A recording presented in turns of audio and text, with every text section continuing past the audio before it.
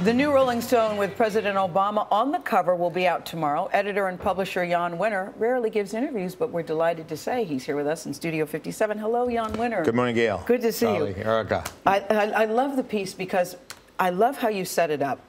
Because here's President Obama giving you an hour, which is very, very rare. And even starting the interview, you start negotiating for extra time. He started off by saying, well, call the Secretary of State's office and tell him I'm going to be 10 minutes late. Now, I knew I wanted extra, so I said 20, and they said, well, 15, and we compromised. When I left, finished the interview, Hillary was sitting outside in that little tiny chair, and the Secretary's small office squeezed in, kind of happily cooling her heels, waiting for me to be done. Waiting for Jann Wenner to be done. Well, clearly there's something, because listen, in 4 years, Rolling Stone has done the interview. You've had it for the last 3 years with the president. So I'm thinking there must be some type of rapport between the two. But you said that he seemed a little somber this time. Well, I mean, I think it's not fair to say enjoying the job, but it's just really stressful. And at a point, it just gets wearisome and tired, you know. And so, you know, and he's been pounded back and forth like that. But it's not that he... You know, he's more somber, the stakes are higher. I mean, I don't know how to describe it, but it's tough. Hillary looked tired. I mean, they've been in 3 years of just a job that you can't imagine. You also point out their relationship, though, too, that you really think their relationship, Hillary Clinton and Barack Obama, is in a very good place, I think it's great. I mean, it was such a smart move to have her do that. I mean, she represents the United States in a way nobody else could, because she almost speaks as the president. And so she's got the double duty of both the diplomacy part and also the symbolic part of it. And she's worked her, I mean, nobody's traveled as much as she has. I mean, and it was a brilliant pick, you know. What does he think of Mitt Romney? Well, he didn't want to really say what he thought of him personally. He kind of really ducked the question. But he gave, I think, the answer and the thought that he's worked out in the way he wants to campaign against, which is to say, this guy is not going to be able to escape the conservative stands he took during the primary. And it may look like pandering. He must mean what he says. We're going to take him at his word. So I think he indicates the plan will be to make a really sharp contrast. Do you think they're running scared or not? The Obama people? I think everybody is running scared. You have to. If you're not running scared, you're crazy. If you go with overconfidence, you're going to make mistakes. You go in there like every last vote counts. And I think that's the way they mean to take it.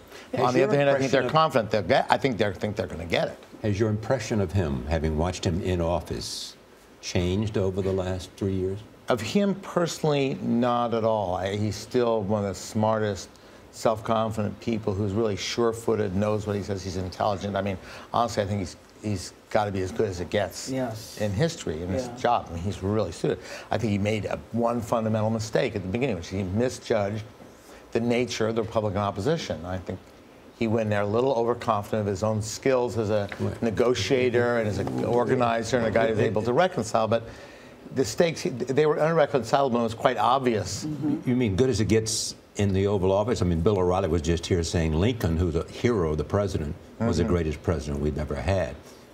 Are you comparing him in your judgment? Well, it's a little early to judge against, you know, all of the presidents, but he as an individual appears to be as capable, as confident, and competent, and intelligent, and thoughtful, and committed, and with a vision as about anybody we've seen, certainly in recent years. I mean, here's a man who could be a great president. You know what's interesting about him is he does clearly have a feeling for popular culture, music especially.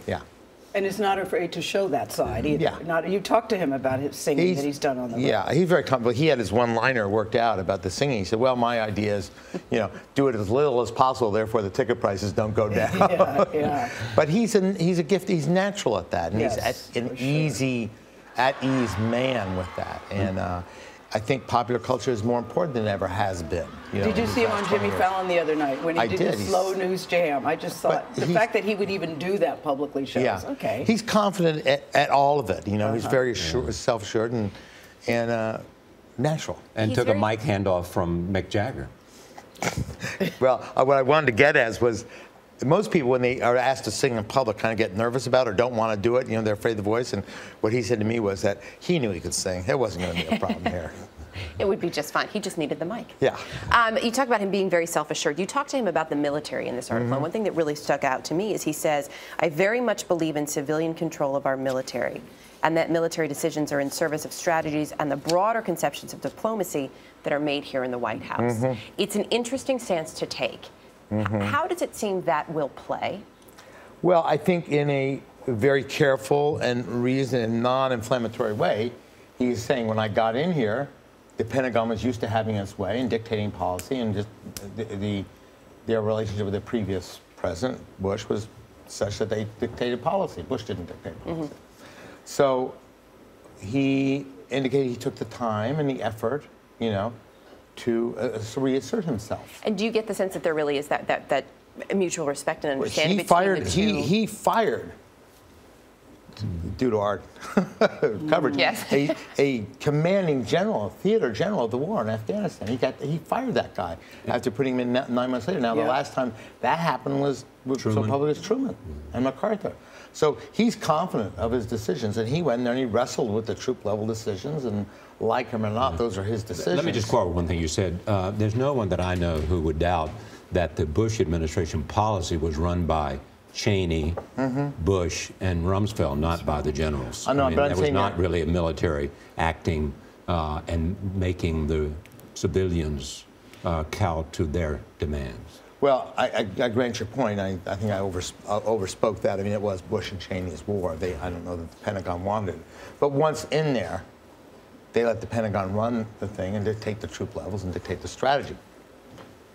I'm saying that Cheney, having had his experience as Secretary of Defense, was a seasoned vet there and knew how to work with the generals or whatever.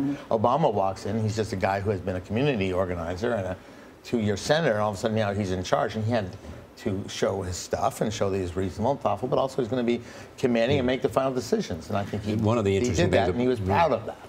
One of the interesting things he has done. Plus, I'm not done. He walks in. He walks in with two wars going on under him. As a young leader, run by the generals. Now he's got to say, you know, these things haven't been working out. We're going to shift strategy, and there's not going to be a basis of my West Point education. And has made very, very difficult decisions, and has been right in the decisions he has made, having to do with bin Laden and the use of drone missiles and other things. It's going to be an interesting race, but I love, this is a final thing about the interview, that you go to the White House bearing gifts. What does one bring the President of the United States as a gift, Jann Wenner? In 30 seconds, just tell us. Socks. The last time I was there, before he started the interview, he noted the kind of colorful striped socks I had on. I said, I wish I could wear these kind of things, you know. I said, you know, whatever. So when I got back, I sent him a couple pairs of socks. He sent me a really nice thank you. It became kind of a gag. Nice. So when I showed up this time, there are your socks. I brought him 2 pairs of socks. These are 2 pairs. Before he opened, he says, I know what it is. And so he pulls them out, and he looks at them. These are praised him and liked him. These are pretty sharp. You know, these are really cool. And he shows them to his press secretary. He said, what do you think, James? Those are great. So he looks at them again. He looks at me and says, but I think these are second-term socks. Jann Wenner, I wear a size 10, and I love shoes. Do with it what you will. Okay. Thank you for coming. Pleasure. Nice to have you.